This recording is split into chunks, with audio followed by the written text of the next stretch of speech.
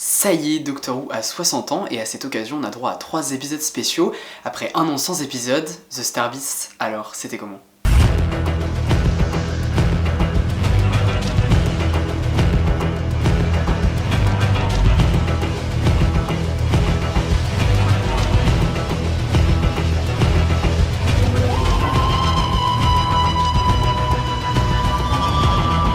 Eh bien c'était un bon épisode.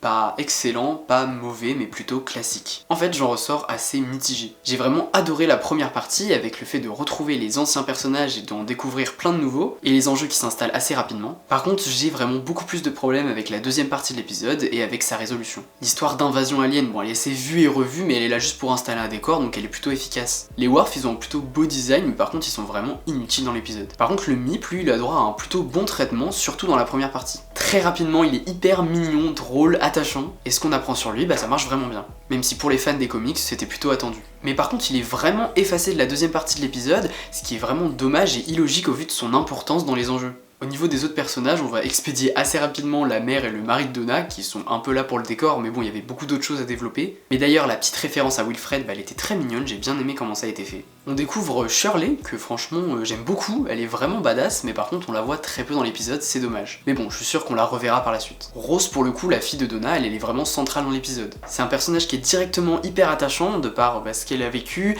sa relation avec sa mère, mais aussi toute la gentillesse qu'elle porte aux autres. Et pour le coup, sa non-binarité est vraiment au centre de l'épisode, je m'y attendais pas vraiment, et c'est un peu pour le meilleur et pour le pire. Le docteur, c'est David Tennant quoi. J'ai pas vraiment vu de différence avec le 10e docteur, et bizarrement, son retour m'a pas tant fait plaisir que ça. Je pensais vraiment être heureux de le revoir, et au final, en regardant l'épisode, j'ai un peu ressenti ça comme un espèce d'énorme retour en arrière. Mais au moins, j'aime vraiment qu'il se questionne sur son nouveau visage, et pourquoi le fait qu'il ait ce visage, ça soit pas normal. Par contre, je trouve qu'il utilise vraiment son Sonic de manière complètement aléatoire. Et le nouveau TARDIS, franchement j'adore, c'est vraiment un beau mélange de plusieurs intérieurs, c'est spacieux, c'est beau. Mais franchement j'adore, et la scène où il le découvre est vraiment, comme toujours un peu quand les docteurs découvrent le TARDIS, assez émouvante. En revanche, j'ai vraiment adoré retrouver Donna, son caractère, elle reste vraiment fidèle à elle-même, et c'était intéressant de voir l'impact qu'a eu le docteur sur sa vie du coup, et son traumatisme de pas s'en souvenir. Et ça fait d'ailleurs pas mal de peine pour le personnage. Par contre, la justification de son retour, c'est quand même assez tarabiscoté.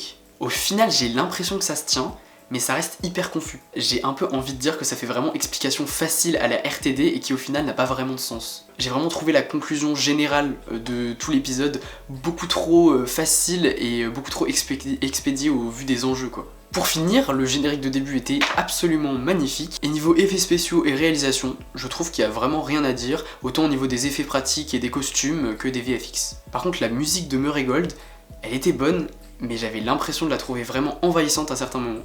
Peut-être parce qu'on s'est trop habitué au style de Segona Kinola, mais je sais pas, j'ai trouvé qu'il y avait quelque chose de bizarre avec la musique. En bref, c'est un bon épisode qui démarre vraiment hyper bien, mais qui se termine un peu en demi-teinte. À mon goût, il reste vraiment trop classique pour un épisode anniversaire, mais il peut faire figure de bonne introduction pour les deux suivants, dont j'attends du coup beaucoup plus.